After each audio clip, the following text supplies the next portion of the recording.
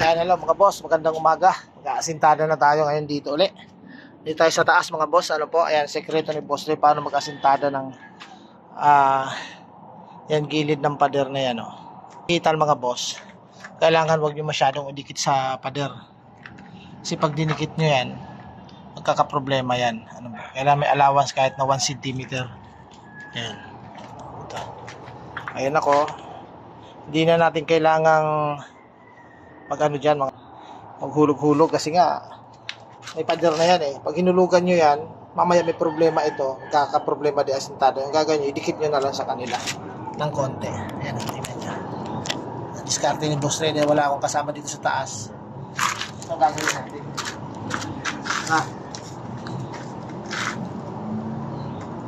Yung iba mga boss, pag nag-aasintada, dikit ng husto. Kaya nagkakaproblema. Ang gagawin nyo lang, yan, siyempre kung hanap lang, gagawin nyo lang, allowance lang kayo ng konti. Para hindi hindi kayo magka-problema sa sintada nyo. Yan, tuloy-tuloy lang.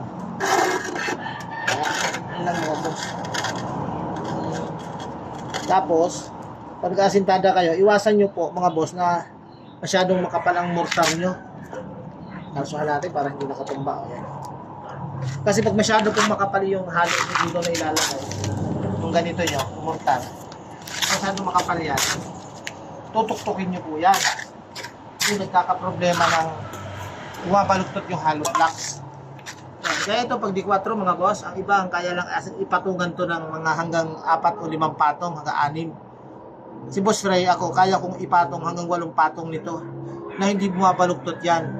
Ang sikreto po niyan mga boss, huwag nyo kapalan yung mortar, kailangan tansyahin nyo na saktong-sakto lang dun sa pag pinatong kayo ng hollow block, yung hindi nyo kailangan pukpukin. Gaya nyan. Ano po? Ayan, ito, kagaya nito. Ayan, pag pinatong natin, ayan, kunting diin mo lang, di ba? Pantay na siya. Kunting diin mo lang, pantay na.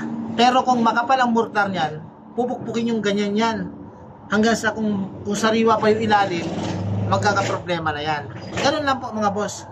Kaya yung magagaling dyan na sinasabi nilang maglagay ng mortar, akala mo, kapal-kapal. Hindi po kailangan yan mga boss. Po? Para hindi po maluktot yung asintada nyo. Yun lang sikreto dyan. Tingnan nyo po. Kunting mo lang, di ba mga boss? Kunting lagay, antay na, kunti pukpok. Hindi kagaya nung pag makapal ang mortar niyan, ang lakas ng pukpok nyo. Babaluktot ngayon yan, kapag lalo na kung medyo mataas na. Okay, yun lang po mga boss. Sana po may natutunan kayo, kahit na ganito lang ang vlog natin sa vlog ni Boss Ray. Tungkol lang ito sa trabaho po namin. Kaya yung mga nagsasabi dyan, nagko-comment na yung vlog daw namin, wala naman daw kabuhay-buhay. Kasi daw puro lang daw sa trabaho. Yun lang po talaga ang vlog namin. Saka wala pong edit-edit yan. Yun lang pa sikreto mga boss. Po? Huwag masyadong kapalan ng mortar pag nag-aasintada para hindi bumaluktot kahit mataas na ang patong po ninyo. Okay? Pero kung hindi nyo naman kaya na masyad na maka-6 o 8 patong, huwag nyo yung pilitin kasi masisira lang ang asintada nyo. Okay? Katunayan mga boss na yan, mataas ang ginagawa ko. Tingnan nyo yung kahapon ko.